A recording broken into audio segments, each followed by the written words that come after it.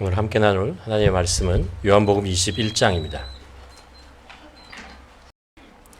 그 후에 예수께서 디베랴 호수에서 또 제자들에게 자기를 나타내셨으니 나타내신 일은 이러하니라. 가나 사람 나다니엘과 세베대의 아들들 또 다른 제자들이 둘이 시몬 베드로가 나는 물고기 잡으러 가노라 하니 그들이 우리도 함께 가겠다 하고 나서서 배에 올랐으나 그날 밤에 아무것도 잡지 못하였더니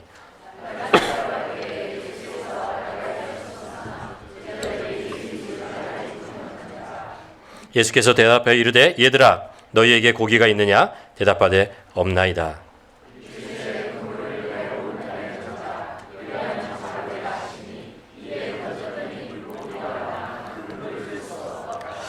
예수께서 사랑하시는 그 제자가 베드로에게 이르되 주님이시라 하니 시몬 베드로가 벗고 있다가 주님이라 하는 말을 듣고 겉옷을 두른 후에 바다로 뛰어 내리더라.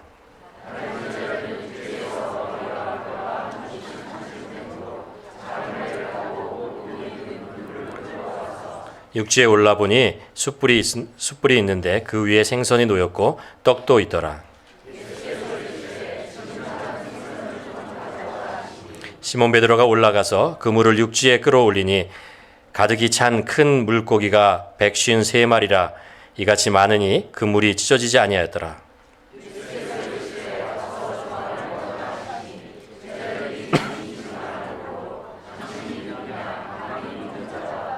함께 읽겠습니다.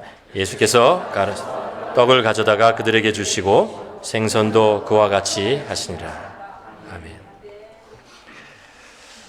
요한복음에 보면 예수님에 대한 여러 가지 비유에 대한 이야기들을 합니다. 그 중에서 지난주에 우리가 요한복음 15장에 나오는 예수님은 포도나무요, 우리는 가지다 이런 말씀을 했죠.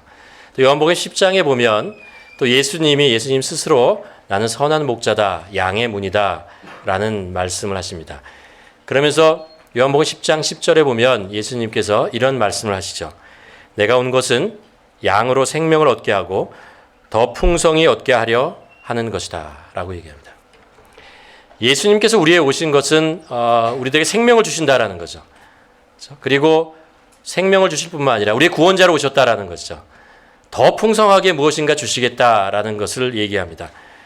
예수님께서는 우리들에게 구원의 주이고 또 우리들 안에 성령을 주시고 성령님께서 우리에 오시면 예수님의 그 사랑과 능력과 거룩함과 이 모든 것들을 우리에게 더하여 주십니다. 그래서 우리가 구원을 얻은 것뿐만 아니라 구원을 얻고 나서 우리의 삶이 예수 그리스도, 우리 안에 오신 예수 그리스도 때문에 훨씬 더 풍성하게 될 것이다 라는 것입니다. 이게 예수님께서 우리에게 약속하신 것이죠. 그래서 우리가 예수 그리스도를 믿으면 예수님의 영이 우리에 오시고 우리가 그분과 교제하고 그분의 인도하심을 따라 살아가는 그런 축복이 우리에게 임하게 됩니다. 구원이라고 하는 것이 우리가 예수 그리스도를 믿는 그 순간에 끝나는 것이 아니고 끝나는 것이 아니고 또 그리고 예수님께서 재림하실 때 그때 순간에 있는 것이 아니고 예수 그리스도를 처음 믿을 때부터 마지막에 예수님께서 다시 오실 때까지의 그 중간 과정 여전히 우리는 예수님과 같이 동행하는 것이고 그러기 때문에 우리 삶에 더 풍성한 은혜를 경험하게 되는 것입니다. 예수님이 제자들이 예수님과 함께 3년 반을 같이 지냈어요. 그 3년 반 동안에 예수님의 제자들이 누렸던 가장 큰 축복이 무엇일까요? 바로 예수님과 같이 있었다는 거죠. 예수님이 기적도 경험하고 놀라운 말씀도 들었지만 예수님과 함께 했다는 것. 늘 아침부터 저녁까지 같이 있었다는 것이 큰 기쁨이었고 감사였습니다. 가만 한번 생각해 보았어요. 예수 그리스도를 믿는 것이 나에게 어떤 축복인가, 복인가라는 거죠. 우리가 지난번에 나눈 것처럼 우리들에게 큰 영적인 복이 있습니다. 우리의 죄가 용서되고 우리가 더욱더 더 이상 죽음의 두려움에서 해방되었고 또 성령님께서 우리에 오셨습니다. 우리가 새로운 피조물이고 하나님의 자녀가 되었고 하나님의 사랑을 누리게 되고 하나님과 화평하게 되었다 이런 거죠. 그거 외에도 실질적으로 예수 그리스도를 믿으면서 이 많은 영적인 것들을 누리면서 실제적으로 나에게 왔던 복이 무엇인가라는 것을 생각해 보았더니 이런 것이 있더라고요. 예수님을 믿고 좀 살아가면서요, 다른 사람들과 비교하지 않는 마음이 되었습니다. 다른 사람과 나를 이렇게 비교해서 어떤 열등의식, 아니면 우월감, 이런 것들을 갖는 것이 조금씩 사라지고 있다는 것을 경험합니다. 그래서 하나님은 우리를 하나님의 자녀 삼으셨기 때문에, 그렇잖아요. 그 사실이 너무 귀하고 그러기 때문에 다른 사람과 비교하지 않게 된 것이죠. 그래서 그것 때문에 뭐랄까, 자존감, 이런 것들이 굉장히 나 모르게 가진 것도 없으면서 있잖아요. 내세울 것도 없지만 꽤 가지고 있다라는 것을, 그것이 생겨난다는 것을 경험하게 됩니다. 또 하나는요, 나의 연약함을 받아들이는 마음의 여유, 이런 것들이 생겼습니다.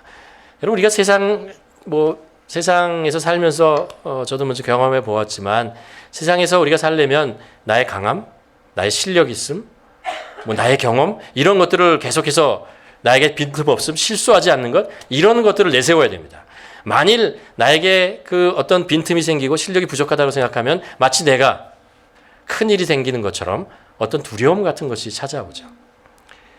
근데 예수님을 이렇게 믿고 나서 마음속에 드는 것이요, 나의 연약함을 이렇게 하나님 앞에뿐만 아니라 사람들에게 나타내는 것, 보여지는 것이 그렇게 부끄러운 것은 아니다라는 것이죠. 왜냐하면 저도 모르게 저 자신을 사랑하게 된 것 같습니다. 저 있는 모습을 사랑하는 그런 생각들이 내 안에 들어왔던 것 같습니다. 나이가 드는 것, 아니면 머리가 하얘지는 것, 이런 모든 것들이 나에게 귀하고 또 하나님의 은혜로 살아왔던 길이라는 것들이 생각이 드는 것이죠. 연결해서 축복이 뭐였냐면요, 사람들을 경쟁의 대상으로 보지 않고 사랑의 대상으로 보게 되었다라는 것입니다.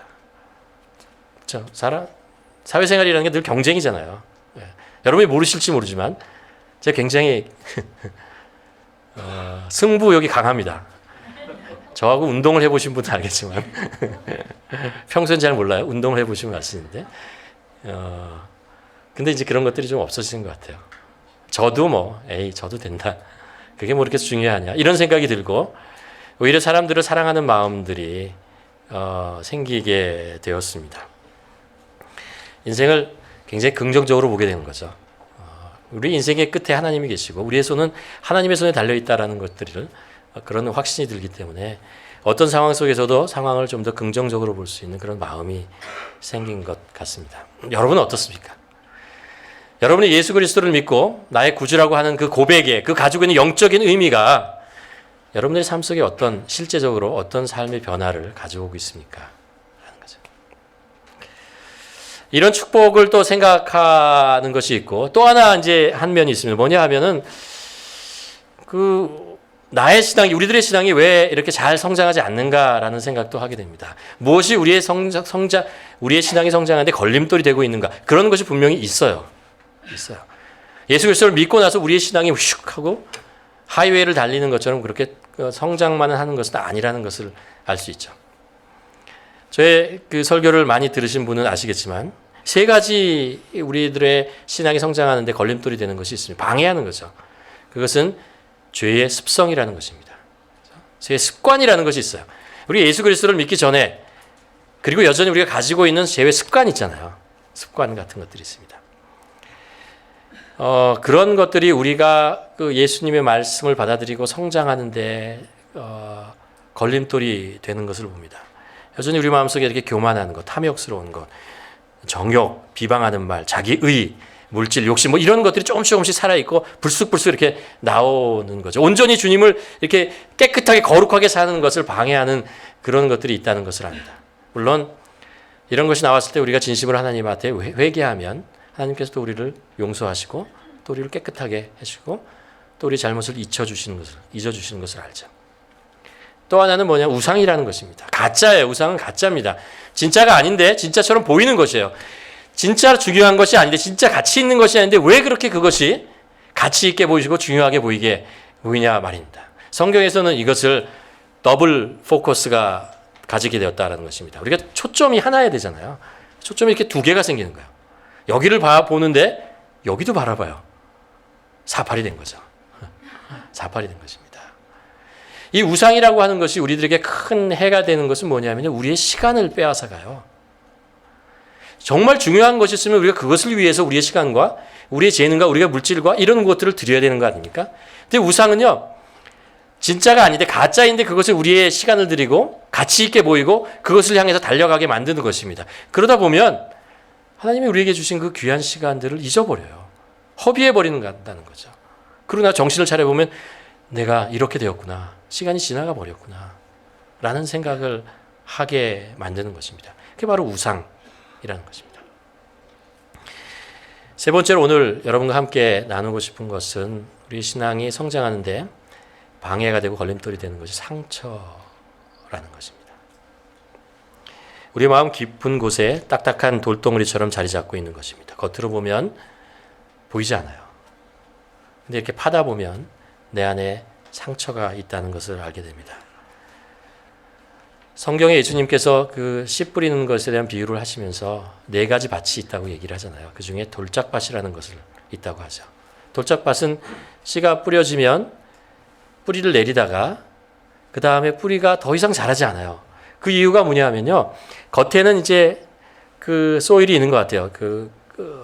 흙이 있는데 조금 파내러 가면은 그 밑에 돌이 있는 거예요. 그래서 뿌리가 깊이 내려가지 않는 것이죠. 돌에 부딪혀가지고 뿌리가 더 이상 내려가지 않는 것입니다. 가만 사람들의 신앙이 성장하지 않는 것 가만 보면은 잘 자라네. 뿌리가 뿌려지고 땅속으로 들어가네. 그리고 뿌리가 내려고 조금씩 싹이 나는 것 같은데 조금 있다가 성장하지 않아요. 왜 그런가 가만 보면 그 안에 숨겨져 있는 상처라는 거죠. 자기만 알고 있는 거죠. 상처는 분노를 만들고 우울한 마음으로 피해의식을 만들고 또 사람들을 잘 믿지 못하게 의지하지 못하게 만듭니다. 그 상처, 과거에 받았던 그 상처 때문에 그렇죠. 성경에 그 다윗과 사울 왕의 차이를 우리가 여러 가지로 볼 수 있는데 그 중에 하나가 이런 것 같아요. 둘 다 인생을 살면서 참 상처 많이 받고 자랐어요. 그렇죠? 다윗과 사울 봐서 누가 더 상처를 많이 받았냐 그러면 인생에서 다윗이 더 많이 받았어요. 다윗이 처음 만나는 그 상황을 보면요. 사무엘이 다윗의 집에 찾아가죠. 근데 그 형들은 다 잔치에 참여해요. 그 잔치를 먹고 막 이러고 있는데 다윗은 정작 어디 있냐면 막내이기 때문에 들에 가서 양을 치고 있어요. 얼마나 마음이 그러겠어요. 그렇죠?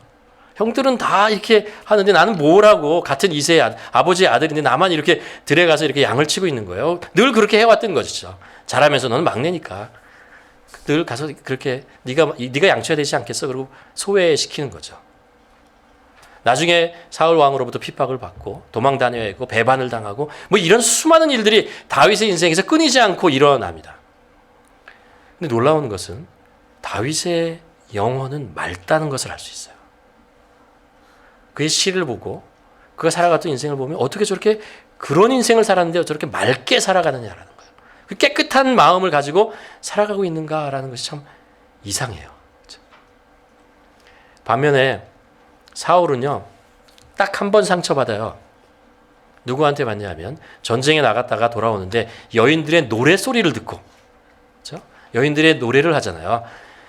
노래 가사가 이런 거였습니다. 사울이 잡은 적은 물리친 적은 1000인데 다윗이 물리친 적은 10,000이다라는 거예요.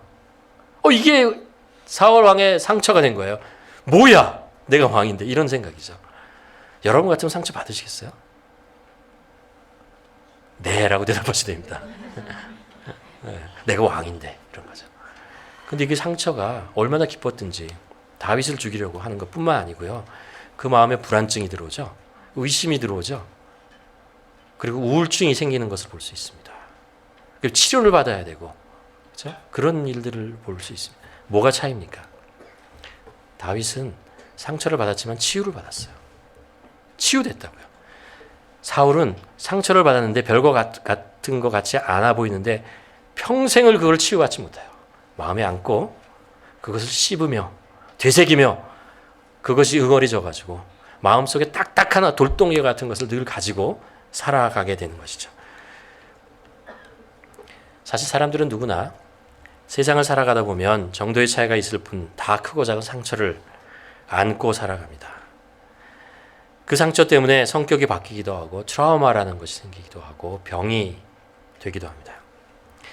충격적인 사건을 경험하게 되면요, 우리는 우리의 기억과 우리 몸속에 그것을 기억하고 있어요. 그래서 비슷한 상황이 일어나면 그게 반응을 해요. 그때 받았던 그 충격과 아픔과 불안과 이것이 그냥 나타나는 거죠. 그래서 자기를 보호하기 위해서 그런 사건 비슷한 것이 나오면 외면하려고 합니다. 도망가 버립니다. 그리고 그것을 피하려고 하는 것이죠. 그러다 그런 상황을 피할 수 없는 상황이 되면요, 갑자기 불안증이 일어나고 두려움이 찾아오고 그리고 어려운 상황들을 맞게 되는, 감정 조절이 되지 않는 것입니다. 여러분, 우리가 육체의 병이 나면요, 그거 다 보여요. 그렇기 때문에 의사를 찾아가죠. 약을 먹고 치료를 하게 됩니다. 근데 마음의 병이 나오면요, 사람들이 무시해버려요. 그리고 숨기려고 합니다. 나타내려고 하지 않죠. 그런데 마음의 병과 육체의 병을 생각해보면 어느 것이 더 심각한 거냐면요, 사실은 마음의 병이에요. 육체의 병은 내가 여기 이렇게 칼이 이렇게 자국이 나잖아요. 다른 사람한테 별로 영향을 주지 않아요. 나만 아픈 거지, 대부분의 경우. 근데 이게 마음의 병은 나의 영혼을 파괴하는 것뿐만 아니라 내 안에 가시가 되어서 다른 사람을 공격하는 무기가 되어 버리게 됩니다. 쓴뿌리가 되는 거죠. 가시가 됩니다. 그렇기 때문에 우리의 마음의 병을 이렇게 자꾸 치유하는 훈련을 해야 되고, 그렇게 되어야 하는 것입니다. 여러분, 복음은요, 마음의 병을 치유하는 능력이 있습니다. 예수님께서 우리의 고통과 우리의 아픔을 아시기 때문에 그것을 치유하기를 원하십니다. 히브리서에 보면 히브리서 기자가 이렇게 얘기하죠. 우리에게 있는 대제사장 예수 그리스도입니다. 대제사장은 우리의 연약함을 동정하지 못하시는 분이 아니요 모든 일에 우리와 똑같이 시험을 받으신 이로되 죄는 없으시니라 라고 합니다. 이 동정이라고 하는 말을 그 전에 개역 한글에는 체휼이라는 말로 표현했습니다. 체휼이라는 말은 같은 일을 겪어봤기에 상대방의 어려움을 알고 이해할 수 있는 마음이다 라고 합니다. 예수님이 이 땅에 오셔서 우리의 삶 속에 우리가 겪는 모든 문제들을 다 겪어보셨습니다. 그렇죠? 우리가 어떻게 먹고 살고 어떻게 사는지, 어떤 일을 겪는지를 다 보셨습니다. 그냥 멀리서 보는 것이 아니고 육체를 입으시고 다 겪어보셨어요. 상처를 받는 것도 아시고 마음의 상처를 받는 것도 아십니다.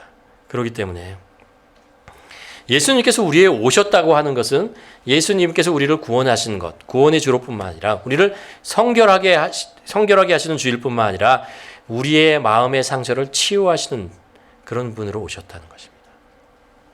여러분 마음속에 예수님께서 오셨다는 걸 믿으십니까?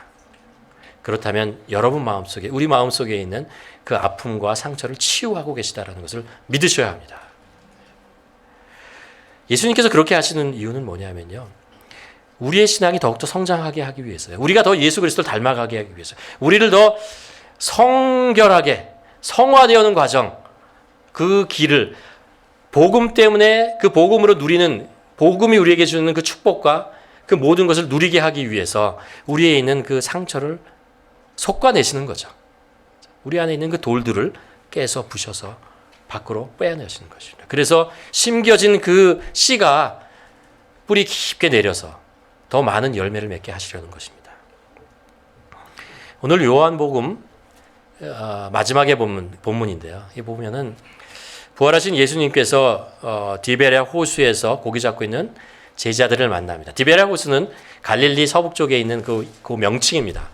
갈릴리 호수의 일부인데 거기에 제자들이 가서 고기를 잡고 있는데 예수님께서 그곳에 찾아가십니다. 찾아가신 이유는 그들에게 사명을 주기 위해서 그러는 거예요. 내 양을 먹이랴 하는 거죠. 이 사명을 주. 예수님께서 그 사명을 주시려고 하는데 그 전에 예수님께서 하셔야 될 일, 먼저 선결해야 되는 한 일이 있었습니다. 그것이 무엇이냐 하면 베드로와 그 제자들 마음속에 있는 상처입니다. 그것을 치유하고 회복하셔야 했습니다. 그렇지 않으면요, 사명을 주어도 감당하지 못하고요. 신앙이 성장하는데도 많은 걸림돌이 되기 때문에 그런 것이죠. 우리가 아는 대로 베드로는 예수님의 수제자였습니다. 누가 보아도 그랬습니다. 늘 예수님에 대해서 열정적이었고 예수님 말씀에 가장 순종하였고 누구보다도 예수님을 위해서 자기의 목숨까지도 바칠 수 있는 그런 사람이었습니다. 근데 어떻게 되었어요? 예수님께서 잡히셨을 때, 그렇죠? 로마 군인에서 잡혀서 유대 그 공회에 잡혀가서 법정에서 재판을 받고 있을 때 베드로는 그곳에서 예수님을 3번 부인합니다. 그렇죠? 부인할 뿐만 아니라 마지막에는 예수님을 저주하죠. 근데 자기가 법정에 서서 이렇게 신문을 받은 게 아니에요. 그냥 숨어 있는데 어떤 여종이 한 사람이 와가지고 너도 예수와 같이 있지 않았어? 이 말이 그에게 공포가 되는 거죠. 나도 잡히는 거 아니야? 나도 죽는 거 아니야? 이런 두려움이 찾아와서 예수님을 부인하고 저주하게 돼요. 그 3번째 말을 하고 나서 예수님의 예언이 이루어지는 것을 알고 나서 그의 마음속에 찾아온 것이 뭐냐 하면 부끄러움이었어요. 수치심이었어요. 와, 내가 예수님을 부인하고 저주했다는 거예요. 그래서 눈물을 흘리며 괴로워하며 밖으로 뛰어나갑니다. 가룟 유다는 예수님을 은 30에 팔았잖아요. 그리고 나서 죄책감 때문에 자기 목을 달아서 자살했어요. 베드로가 가만 생각해 보면 내가 뭐가 다르냐는 거예요. 난 도대체 가룟 유다가 뭐가 달라? 이 상황 속에서 예수님을 변호하지도 못하고 예수님을 저주하고 부정했던 자기의 모습, 자신의 그 부끄러운 모습 때문에 이게 자기에게 상처가 된 거예요. 아픔이 되고, 그리고 이것 때문에 죄책감을 느끼며 살아갔다는 것이죠. 베드로는 예수님께서 부활하셨다는 소식을 들었고 사실 예수님을 만났어요. 그래서 그 마음속에 내가 다시 예수님의 제자가 될 수 있을 거라고 생각하지 않았던 것 같아요. 왜요? 나 이런 존재니까. 이런 인간이니까. 다시 내가 어떻게 예수님의 제자라고 얼굴을 들고 나가겠느냐. 예수님 앞에 정말 부끄럽게 당당하게 나갈 수 있느냐라는 거죠. 일말의 양심이 있다면. 그죠? 이런 마음의 상처라는 것은 소망이 없을 때 더욱더 깊어집니다. 난 더 이상 예수님의 제자가 될 수 없어. 쓸모없는 존재야. 라는 마음이 들어오는 거죠. 우리도 그렇지 않습니까? 우리의 마음의 상처가 깊어지는 것은 이건 치료할 수 없어. 이건 치료받으면 안 돼. 이런 마음이 우리 안에 깊이 자리 잡으면 자리 잡을수록 우리가 받은 상처는 더욱더 깊어지게 되는 것입니다. 또 하나, 예루살렘에서 베드로를 아는 사람들은 베드로에 대해서 한마디씩 했을 것입니다. 스승을 배반한 놈. 그렇게 잘난 척하더니 그 꼴이 뭐니? 비겁한 놈. 예수님을 부인하는 것으로 모자라서 저주까지 해? 베드로가 지나가는 길, 베드로가 가는 곳에 수근수근대는 그런 목소리, 그런 것들을 그가 들었을 것입니다. 여러분 그렇지 않습니까? 우리의 마음에 가장 상처가 되고 아픔이 되는 것은 말이에요. 입술입니다. 말이 우리에게 상처가 됩니다. 비방하는 말, 정죄하는 말, 확인되지 않은 소문들, 영혼 없는 칭찬, 거짓된 말. 여러분 당해본 사람은 알아요. 차라리 칼로 찌르지라는 생각을 하죠. 왜 말로 찔러? 이러는 거죠. 차라리 앞에 대고 얘기하지. 왜 뒤에서 그러는 거야? 결국 베드로는 몇몇 제자들과 함께 갈릴리로 갑니다. 패배의식과 깊은 상처를 가지고 원래 살던 갈릴리로 가서 에이 고기나 잡아야겠다 이런 거죠. 물론 부활하신 예수님께서 제자들을 갈릴리에서 내가 만나겠다라고 말씀하셨습니다. 그러나 무슨 면목으로 만나요? 그런데 이상한 것은 밤새도록 그곳에 가서 제자들과 함께 고기를 잡는데 한 마리도 못 잡아요. 한 마리도 못 잡는다고요. 그들이 생각났을 것입니다. 예수님을 만나기 전에 그들이 갈릴리 바다에서 어부로 살아갔을 때 한 마리도 못 잡았던 그때가 생각날 것입니다. 뭐예요? 나 예수님 만나기 전에 아무런 열매를 맺지 못하고 한 마리도 잡지 못하는 나였는데 예수님과 3년 반 시간 동안에는 정말 많은 열매를 맺었어요. 놀라운 사건들을 경험하고 놀라운 일들을 경험하면서 정말 풍성한 기쁨과 감사가 있었는데 이제 보니까 다시 원래로 돌아간 거예요. 다시 한 마리도 못 잡는 존재가 되어버린 것이죠. 그들이 얼마나 상처가 되고 얼마나 낙심되는 그런 사건, 그런 상황 속에 놓여 있겠습니까? 결국 예수님이 없으면 나는 변한 게 없어. 나 똑같아. 라는 거죠. 오늘 본문 24절에 보면 그때라는 말이 나옵니다. 그러고 있을 때 예수님께서 그 해변가에 나타나십니다. 그리고 그들의 일어나고 있는 상황들을 바라보십니다. 하나님의 때라는 것이 있습니다. 하나님의 때라는 것이 있어요. 주님은 우리들에게 역사하실 때 꼭 하나님의 때에만 역사하십니다. 아무 때나 역사하지 않아요. 우리의 마음이 가난해지고 우리의 마음이 준비되어져서 하나님의 말씀을 받아들이고 하나님의 역사를 받아들일 수 있을 때 그때까지 하나님은 기다리십니다. 예수님께서 말씀을 전하면서 이런 이야기를 하시죠. 귀 있는 자는 들을지어다. 귀 있는 자. 이 육체의 귀가 아니고 마음의 귀를 얘기하는 거죠. 그렇죠? 예수님께서 아무리 좋은 말씀을 하고 아무리 놀라운 능력을 베풀어도 그것을 받아들일 사람이 있고 받아들이지 않는 사람이 있다는 거예요. 마음에 준비되지 않는 사람은 받아들이지 않는 거예요. 때가 되지 않은 것이죠. 기다려야 하는 것입니다. 마음이 준비되지 않으면 예수님이 말씀하시는 것이 생명의 말씀이 마음에 준비되지 않으면 소음처럼밖에 들리지 않습니다. 믿어지지 않는 거죠. 예수님께서 십자가에 못 박혀 죽으실 때 두 강도가 있었어요. 양쪽에. 똑같은 상황이었어요. 똑같은 때였습니다. 똑같이 예수님을 만났어요. 근데 한 사람은 예수님을 받아들이고 믿죠. 낙원으로 갑니다. 한 사람은 예수님을 비방하고 비웃고 자신의 죄 때문에 죽어가는 것을 볼 수 있습니다.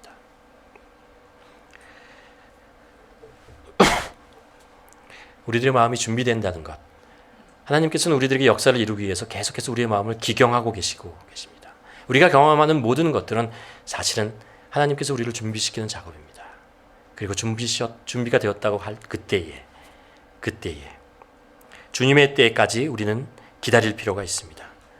여러분, 때로 우리의 기도가 응답되지 않는 것처럼 느껴질 때가 있습니다. 마치 하나님께서 우리의 기도에 귀를 기울이시지 않는 것처럼 보일 때가 있습니다. 정말 그럴까요? 그렇지 않아요. 그렇지 않아요. 우리의 기도에 응답하지 않는 것이 아니고 하나님께서 기다리시는 것입니다. 상황과 때가 되었을 때까지 기다리는 것입니다. 믿음을 갖고 포기하지 않고 주님의 때를 기다릴 때 주님께서는 그것을 이루시는 것이죠. 그것을 행하시는 것입니다. 지난번에 우리가 읽었던 것처럼 갈라디아서 6장 9절에 우리가 선을 행하되 낙심하지 않고 포기하지 않으면 그가 때가 되면요. 때가 이름에 거두리라 라고 얘기했습니다. 여러분, 우리가 아마 다 있을 거예요. 기도하시는 분이면. 10년이 지났는데 이루어지지 않는 기도 있을 거예요. 그렇죠? 10년이 지났는데 어떻게 하나님께서 이걸 이루지 않아요? 우리가 자녀들을 위하여 기도하는 것. 여러분, 포기하지 말아야 됩니다. 끝까지 기도해야 됩니다. 끝까지 소망을 갖고 때가 될 때 하나님께서 이루실 것이다 라는 것입니다. 우리는 북한을 위해서 70년간 기도하고 있습니다. 포기하지 말아야 됩니다. 하나님의 때에 그것을 이루어 갈 것이다 라는 소망을 가지고 우리도 계속해서 기도해야 하는 것입니다. 4절에 오늘 보면 4절에 이렇게 나옵니다. 날이 새어갈 때에 예수께서 바닷가에 서셨으나 제자들이 예수인 줄 알지 못하는지라 라고 합니다. 예수님께서 이때를 기다리신 것입니다. 제자들의 심령이 준비되어 올 때까지, 그들의 마음이 가난해질 때까지 기다리는 것입니다. 그리고 치유하시는 거죠. 이제 주님께서 찾아와서 그들의 마음을 치유해 주십니다. 예수님께서 제자들에게 말씀하십니다. 고기를 잡았느냐라는 거죠. 못 잡았다라고 얘기합니다. 예수님께 뭐라고 말씀하시죠? 오른편으로 그물을 던지라. 그리고 거기서 고기들을 잡게 됩니다. 153마리의 고기를 잡게 되죠. 그리고 나서 예수님께서 제자들에게 식사를 준비하십니다. 숯불을 굽고 거기에다 고기를 굽고 그리고 떡을 준비해 주십니다. 그리고 제자들이 밤새도록 허기져서 들어오는 것을 보고 그들에게 식사를 제공하는 장면을 기록하고 있습니다. 주님은 우리의 영혼을 구원하시는 분일 뿐 아니라 또 우리 육체에 필요한 것이 무엇인지 아시는 분입니다. 그 제자들에게 기도를 하면서 이렇게 얘기하잖아요. 너희가 일여할 양식을 위해서 기도하라 합니다. 하나님께서 그것을 채워주시겠다고 약속하시는 거죠. 하나님은 누구십니까? 우리를 창조하신 분 아닙니까? 우리에게 필요한 것이 무엇인지 다 아십니다. 무엇이 필요한지 무엇이 필요하지 않은지 압니다. 필요한 것을 공급해 주시고 필요하지 않은 것은 때에 따라서 거두어 가십니다. 우리는 기도할 때 내가 원하는 것을 위해서 기도합니다. 그러나 하나님은 우리에게 필요한 것으로 응답해 주시죠. 여러분 이것을 믿으십니까? 때때로 우리는 우리가 원하는 것을 기도하지만 때때로 우리가 필요하지 않는 것을 오히려 우리에게 있어서는 안 되는 것을 위해서도 기도하는 우리의 모습을 발견하게 됩니다. 그래서 하나님께서는 우리에게 필요한 것으로 응답해 주시죠. 예수님이 제자들에게 제공한 아침 식사는 그들에게 주었던 단순한 그 육체의 한 끼 정도가 아니었습니다. 제자들이 지친 몸을 위로하는 예수님의 사랑의 표현이었어요. 그들에게 사랑을 주신 것입니다. 예수님께서 그들을 여전히 제자들을 사랑하고 계시다라는 그 표현이었습니다. 그 표현의 방법이 예수님께서 그들에게 숯불을 피우시고 그들을 위해서 그리고 그곳에 고기를 굽고 그리고 떡을 몇 개 그들에게 준 것입니다. 여러분 저는 이 본문을 묵상하면서 우리에게도 예수님께서 동일한 사랑의 메시지를 전하고 있다고 확신합니다. 때로 힘들고 어렵고 그리고 지칠 때가 있지 않습니까? 먼 타국 생활이 몇 년이 지나도 적응되지 않고 계속 이방인처럼 어색하고 불편하고 외롭게 느껴질 때가 있지 않습니까? 또 나의 연약함과 부끄러움 때문에 감히 주님 앞에 나가는 것이 힘들 때가 있지 않습니까? 사랑하는 성도 여러분, 평범한 일상 속에 임하는 주님의 손길이 있음을 기억하시길 바랍니다. 우리가 매일 먹는 일용한 양식 누가 공급하는 것입니까? 자연스럽게 호흡할 수 있는 건강 주신 것 어느 분이 주신 것입니까? 오늘도 주님을 사랑하며 사모하는 마음으로 이 예배 자리에 온 것 누구 때문에 온 것입니까?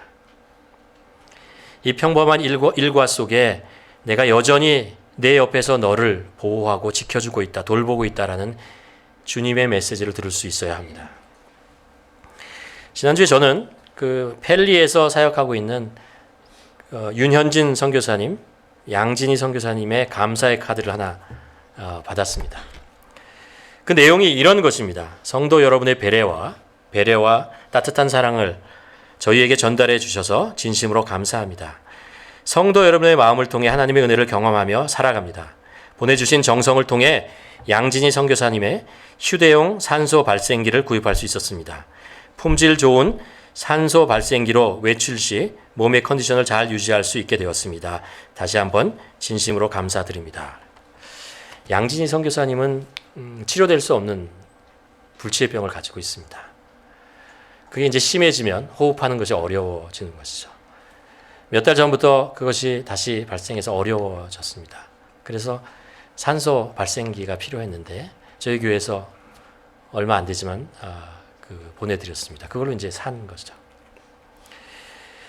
우리가 매일 마시는 이 공기가 있잖아요. 우리는 평범한 거라고 생각하지만 양진희 선교사님에게는 너무나 소중한 주님의 사랑의 선물로 받아들여지는 것입니다. 아프리카 가나에서 이곳에 와서 신학 공부를 하고 교회를 개척하다가 얼마 전에 돌아간 가나의 이상 목사님 있으시죠. 그렇죠? 돌아가시기 전에 우리가 소선팀과 그리고 그 후원하고 있던 셀에서 같이 모여서 마지막 식사를 같이 했습니다. 이상 목사님이 저희에게 여러 가지 얘기를 하셨는데 고맙다고 얘기를 하셨습니다. 뭐가 고마우냐 하면요. 처음 이곳에 와서 2012년이죠. 지금까지 한결같이 친구가 되어서 계속해서 기도해주고 옆에 있어주고 후원해줘서 너무나 고맙다라는 거죠. 가족은 다 가나에 있어요. 혼자 왔어요. 얼마나 외로웠겠어요. 그렇죠? 그런데 우리 교회 몇몇 분들이 계속해서 후원하고 기도하고 친구가 되어진 것. 그렇죠. 우리는 외롭지 않아서 가족이 있어서 가족의 중요함을 잘 모르지만 가족이 있다는 것이 얼마나 하나님이 주신 큰 복이라는 것을 선물이라는 것을 이 이상 목사님은 아셨기 때문에 우리가 믿음의 형제자매 된 것이 그렇게 고마웠던 것 같습니다. 또 지난 화요일 날 무슬림 선교를 하고 있는 채나임 선교사님을 만났습니다. 작년 말에 영주권 받았다고 고맙다고 얘기를 합니다. 저희 영주권 받는 게 우리가 뭘 해준 게 있어요? 사실은 제 판단으로는 채나임 선교사님이 영주권을 받을 수 있는 조건이 굉장히 어려웠습니다. 종교 비자로 들어왔고 공항에서 받았고 그걸 다시 연장하는 것도 힘들어가지고 1년 이상 걸려서 겨우 연장하고 재정적인 스폰서도 없었고 정부로 봐서는 이분에게 영주권을 줄 만한 사람이 아니었습니다. 근데 영주권이 나왔어요. 고맙다고 얘기를 하는 거죠. 우리 교회가 계속 옆에서 계속해서 함께 기도해 준 것이 고맙다라고 얘기하는 것입니다. 여러분 매일 먹는 일과 양식 속에 하나님의 위로와 사랑이 있다는 것을 아십니까? 우리가 평범하게 생각하는 양식, 우리가 호흡하는 공기, 친구, 가족, 예배, 이 공동체가 있다는 것이 얼마나 나에게 큰 은혜인가. 우리의 마음에 상처가 치유되는 것은 하나님의 사랑을 경험했을 때입니다.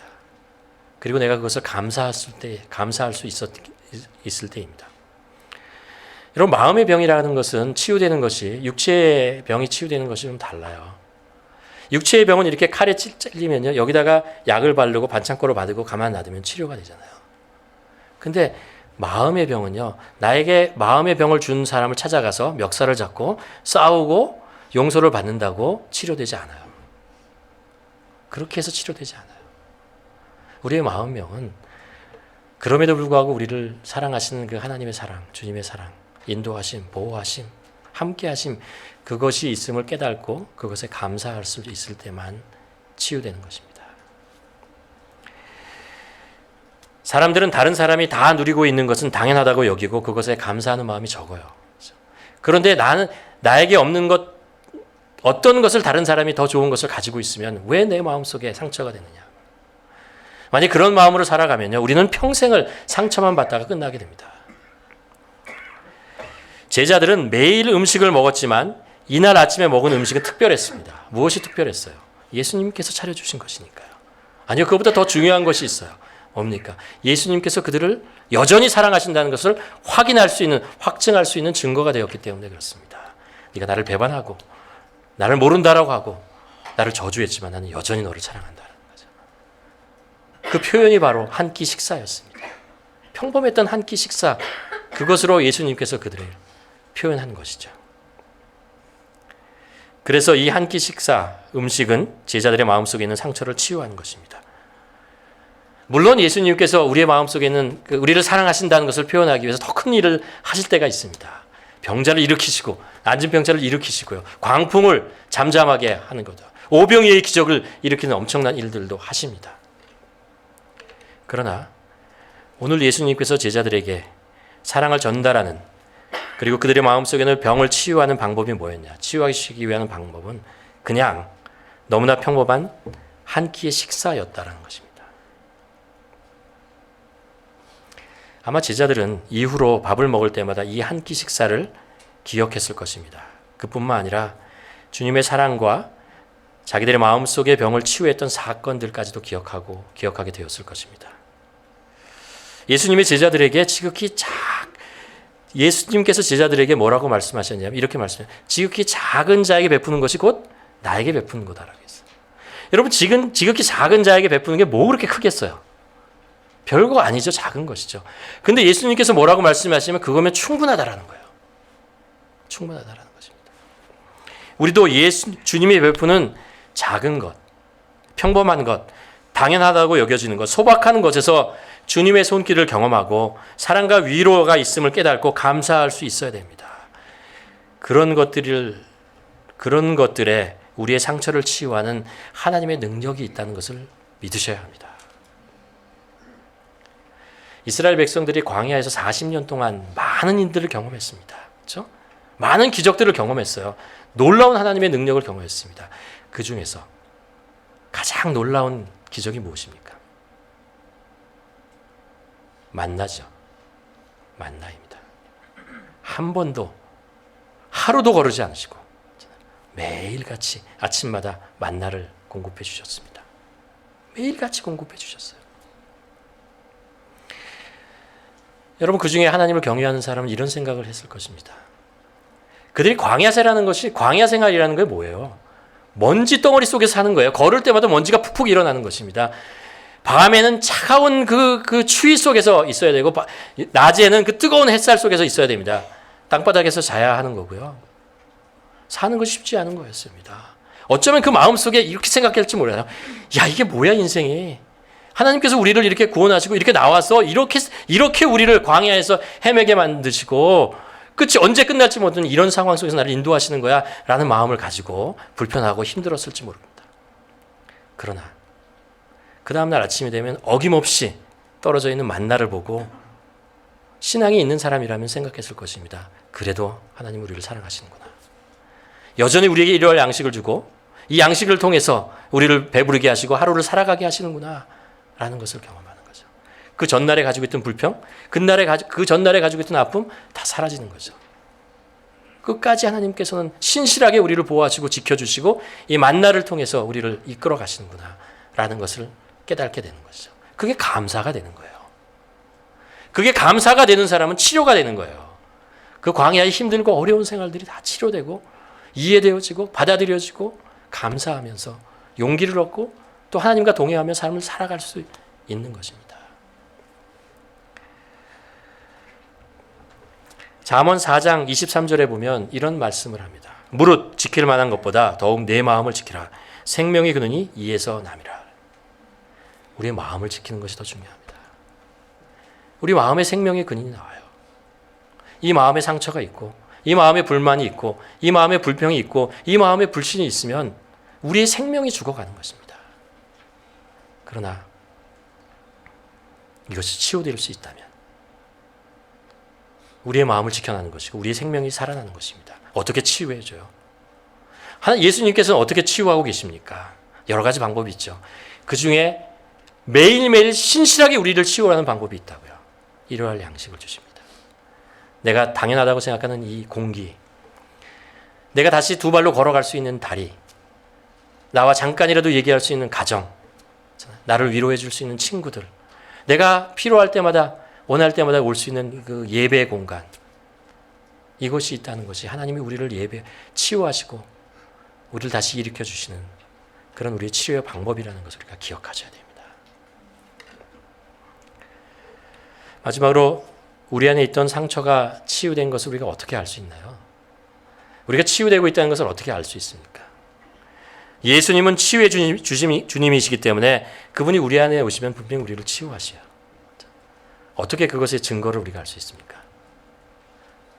이것입니다. 모든 것이 하나님의 은혜로구나 라는 고백을 우리가 할 수 있을 때, 그럴 때 우리 안에 치유의 주님을 경험하고 있는 것입니다. 이 모든 것이 하나님의 은혜였구나. 잘 되는 것, 건강한 것, 좋은 것, 잘 안 되는 것, 뜻대로 되지 않는 것, 때때로 아픈 것, 때때로 좌절하는 것, 이 속에서도 내가 하나님의 은혜를 경험할 수 있구나, 발견할 수 있구나 라고 생각을 한다면 주님은 우리 안에서 우리를 치유하고 계신 것입니다. 우리 주님은 신실하시기 때문에 매일 우리에게 작은 것으로 우리를 치유하신다는 것을 믿으셔야 됩니다. 그 하나님의, 우리 주님의 신실한 것을 우리가 믿으며 하루하루 우리에게 반복적으로 일어나는 평범한 것에서 주님을 발견하고 주님의 사랑을 고백할 수 있는 우리 모두가 되기를 주님의 이름으로 간절히 축원합니다. 기도하시겠습니다.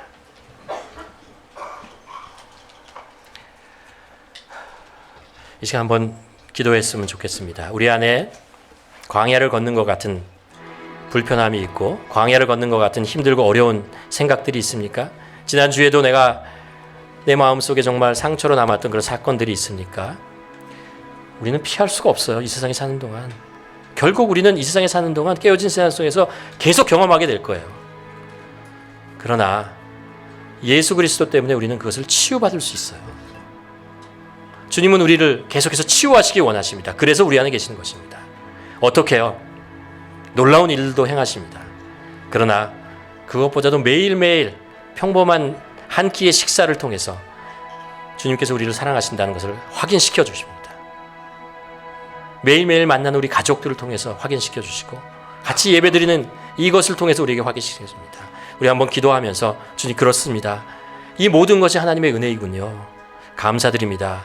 이것을 통해서 나의 상처와 아픔과 응어리가 다 주님의 손에 의해서 치료되고 사라질 것을 믿습니다. 이 모든 것이 주님의 은혜입니다. 한번 고백하며 나아가며 기도하기를 원합니다.